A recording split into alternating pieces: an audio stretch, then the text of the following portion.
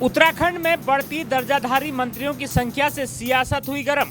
क्या ND Tiwari model पर चल रही है धामी सरकार? लाल बत्ती कल्चर पर लोक गायक नरेंद्र नेगी के गीत से हिली थी तत्कालीन कांग्रेस सरकार की नींव। क्या सत्ता संतुलन के लिए बीजेपी सरकार बांट रही है राज्य मंत्री की रेवड़ियां?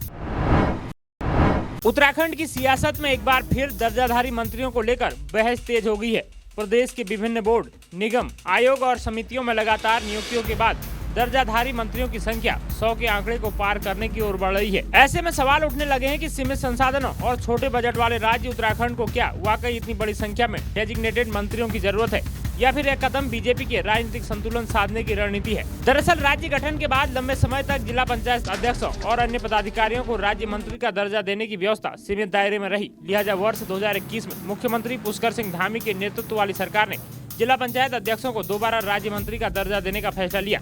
इसके बाद बड़े पैमाने पर दर्जाधारी मंत्रियों की नियुक्तियों का सिलसिला तेज हो गया। राजनीतिक विश्लेषकों का मानना है कि कई बार चुनाव में टिकट से वंचित नेताओं या संगठन के वरिष्ठ कार्यकर्ताओं को संतुष्ट करने के लिए चुनाव से ठीक पहले ऐसे पदों का उपयोग किया जाता है।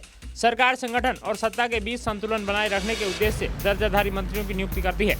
वहीं आलोचकों का कहना है कि राज्य पहले ही रोजगार, स्वास्थ्य, शिक्षा और पलायन जैसी गंभीर चुनौतियों से जूझ रहे हैं। ऐसे में सरकारी संसाधनों का उपयोग राजनीतिक नियुक्तियों के लिए करना जनहित की प्राथमिकताओं के विपरीत है। उनका तर्क है कि जनता के टैक्स से मिलने वाले संसाधनों को विकास और बुनियादी जरूरतों पर खर्च किया जाना चाहिए। लिहाजा सरकार और समर्थकों का कहना है कि विभिन्न बोर्ड, निगम और समितियों के प्रभावी संचालन के लिए जिम्मेदार पदाधिकारियों की आवश्यकता होती है। उनके अनुसार प्रशासनिक व्यवस्था को मजबूत करने और योजनाओं के क्रियान्वयन को गति देने के लिए इन नियुक्तियों की जरूरत है। हालांकि यदि दर्जाधारी मंत्रियों की संख्या 100 का आंकड़ा पार करती है तो यह आने वाले समय में बड़ा राजनीतिक मुद्दा बन सकता है।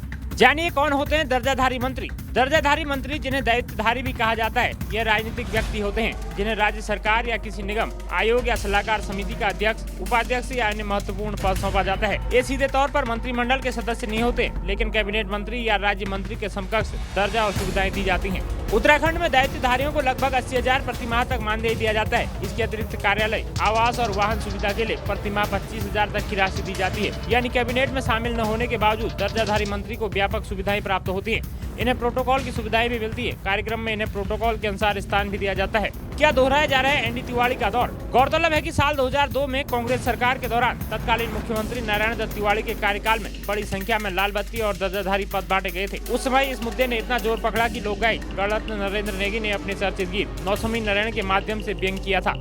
राजनीतिक विश्लेषकों का मानना है कि 2007 के चुनाव में यह मुद्दा कांग्रेस के विपरीत गया।